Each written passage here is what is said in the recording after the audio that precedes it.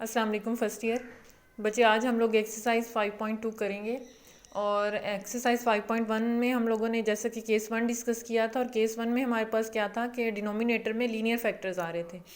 तो linear factors को लिखने का क्या तरीका था कि ऊपर हमारे पास कॉन्स्टेंट्स लिखे जाते थे, नीचे लीनियर टर्म और ऊपर हमारे पास कॉन्स्टेंट्स आ जाते थे। अब भी हम लोग एक्सरसाइज 5.2 में लीनियर फैक्टर्स करेंगे बट रिपीटेड होंगे। तो ये केस 2 होगा हमारे पास लीनियर बट रिपीटेड फैक्टर्स।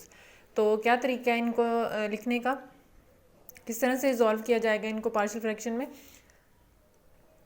हमारे पास हो जाएगा जैसे कि आपको क्वेश्चन लिखा हुआ नज़र आ रहा है 1/x-1 square into x plus 2। तो ये हो जाएगा a/x+2 plus b/x-1 plus c/x-1 का स्क्वायर।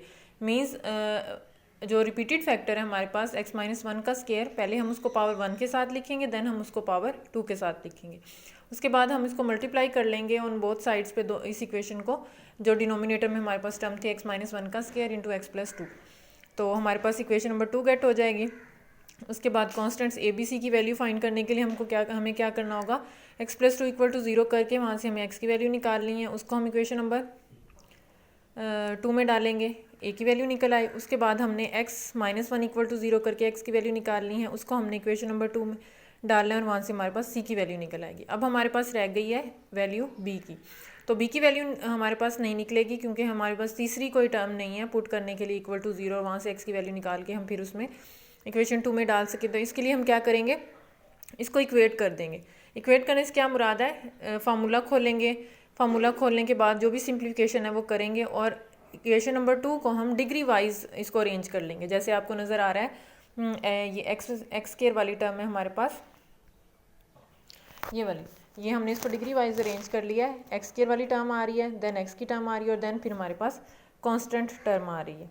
तो उसके बाद हमने इसको इक्वेट करना है कोफिशिएंट्स को ऑन बोथ साइड्स पे। किस तरह से इक्वेट हो जाएगा, जैसे कि आपको नज़र आ रहा है इस इक्वेशन में लेफ्ट हैंड साइड पे हमारे पास एक्स स्क्वायर वाली टर्म नहीं है तो वो =0 आ जाएगी, एक्स वाली टर्म नहीं है तो हमारे पास 0 आ जाएगी, कांस्टेंट वाली टर्म जो है वो हमारे पास है लेफ्ट हैंड साइड पे तो 1 है, तो हमारे पास इस तरह से ये =1 हो जाएगी। उसके बाद हमने इसको सॉल्व किया, a+b इक्वेशन नंबर 1 को ही सॉल्व किया हमने, a+b = 0। वहाँ से हमने b की वैल्यू निकाली। इस तरह से हमारे पास तीनों वैल्यूज़ आ चुकी हैं a, b और c की। तो a, b और c की वैल्यूज़ हमने निकाल के इस वाली इक्वेशन में पुट कर देनी है। ये जो हमारे पास ओरिजिनल इक्वेशन थी इसमें हमने पुट कर देनी है ये वाली वैल्यूज़, इधर हम पुट कर देंगे। तो ये हमारे पास क्या हो जाएगा, हमारी रिक्वायर्ड जो इक्वेशन है वो हमें गेट हो जाएगी।